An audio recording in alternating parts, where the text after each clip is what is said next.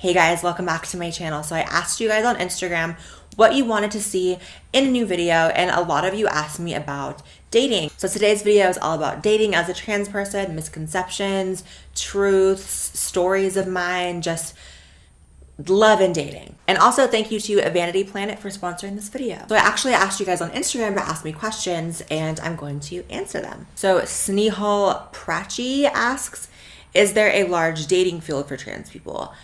Yes, I think that is actually a huge misconception that like no one wants to be with or date a trans person. And keep in mind, in this video, I'm only speaking from the trans woman perspective. I really don't know about the trans male perspective. I feel like it's such a popular online debate about, is it okay for people not to be attracted to trans people? Is it okay to not want to date a trans person? Is it discriminatory? Is it not? Is it transphobic? And I feel like all of that debate and going back and forth kind of creates this misconception that there is a shortage of men who want to be with trans people. And I'm here to tell you, that is not true. At least in my experience, I have never had any trouble finding a guy, any trouble going on a date, any trouble having a boyfriend. That's just not been part of my world. Maybe all the crazy activists online who complain about transphobia getting in the way of them dating, maybe they have a hard time getting a date. Now, when it comes to, proceeding past dating and going into a really serious relationship where you meet family and you have kids and you have the white picket fence, that might be a little more rare, but I still haven't had trouble finding that either. But before we go any further, let's mention the sponsor of today's video. I'm super thankful for Vanity Planet. They sent me this product, the Ultimate Skin Spa. So this product is a dual speed rotating brush. It says it purifies and reveals radiant skin. So let's test this baby out. So I'm gonna get all my face makeup off and then I'm gonna use just the default brush, and it has a really powerful spin and it has different settings. So makeup is off. I'm going to dampen my face. A little more than damp, girl, but whatever. I'm going to put my cleanser on my face. And then I'm going to scrub my face. You know what? I think I can handle the second one, actually. Oh my god. Oh, it feels amazing, actually. This is like honestly so much better than using your hands. I feel like I'm getting very deep into my pores. I feel like I'm actually cleansing my face. Whereas sometimes I feel like with regular cleansers or whatever, it can be a little more, I don't know, it doesn't work out as well. So I'm gonna get every inch, girl. Except my under eyes, because I have very sensitive under eyes. Get this forehead. Used to be a 5 head. Thank you, plastic surgery. It's now a 4 head.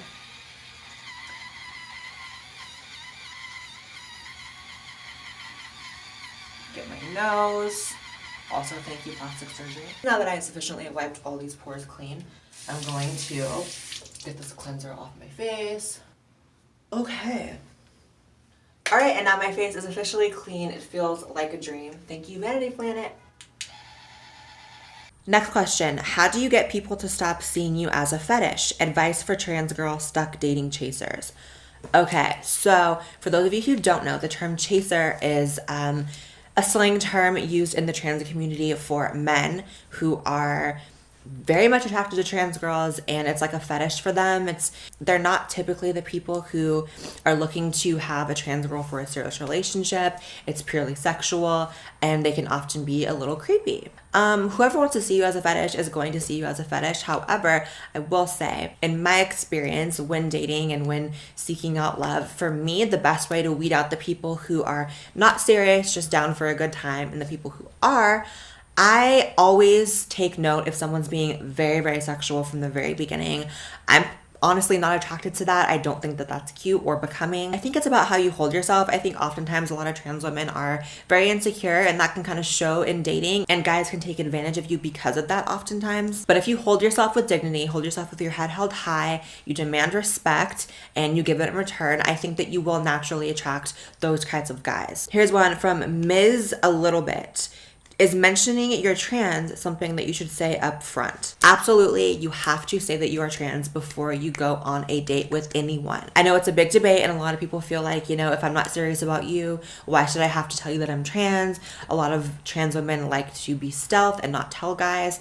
I've known quite a few that do that. However, it's just a fact that that's incredibly dangerous. There are a ton of trans women who get beaten or worse because they end up in situations where perhaps something heats up, you're in a sexual situation, you still haven't told that guy, and it's really just not good. I think it's not fair to the guy, and it's not fair to you either for putting yourself in that danger. Technology has made this very simple. If you are using an online dating app, just put it in your bio. If you are texting someone, you can send a text and you're safe from the privacy of your own home. They're in their home. Nothing dangerous can happen. You just have to be honest and upfront. It saves so much trouble. Here's one from Joshua Burke. Has a man ever straight up canceled plans with you after finding out your biological sex? No. I have never been rejected for being trans. That's why I find it so interesting that there are so many activists that talk about how it's transphobic not to date them. I feel like I've never had anyone be like, oh, you're trans, I can't hang out with you, or I can't hook up with you. I really don't hook up like that, but yeah, it's never been an issue. Ever. Here's one. Did you always think that a husband and kids were in the future for you? So I actually didn't think that was ever a possibility for me, especially the kids part. And obviously I'm still working towards being able to have kids in the future, but it honestly used to really depress me. Story time. I was in a relationship from 2015 to 2017, which I had a lot of troubles getting close to the person that I was with because I felt like I was robbing that guy of being able to have kids and a family in the future, and it would really, really depress me. I remember one situation in that past relationship where I was actually in the middle of being sexual with that person, and I had to stop because I started crying my eyes out, which is so crazy, estrogen. But I had kind of like a little mini breakdown where I was telling him, you should break up with me because I can never give you kids. It's not fair to you. You don't want to be with me. What I realized since then is that that was just me subconsciously trying to get out of the relationship because it wasn't the right relationship. And what I've learned is that when you find the right relationship, it doesn't matter how big of a hurdle having kids in the future or whatever will be, because when you find that person, you're willing to go over that hurdle and it's not a problem. But I wasn't really into the guy, and so I think I was subconsciously using that as an excuse. I don't know, random story. Here's one from tranny_travels. Do other T-girls hit on you? If so, is it creepy or annoying? I don't think I've ever had a trans girl hit on me. I've had lesbians hit on me, like cis, biological, female lesbians. And that's always interesting because I'm really not into girls like that. But no, not trans girls. Here's one from Joan Palooza _on_air who says, hey girl, do you think that being biologically male could give trans girls tendencies as dominance?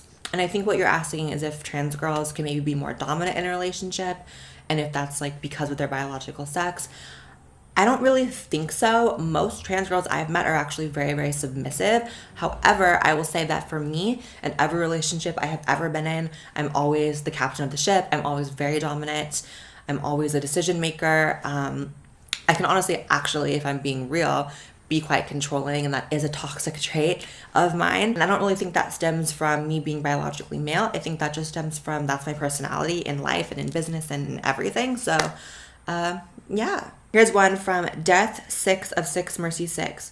My boyfriend doesn't want people to know we're dating. Is that a red flag? Yes.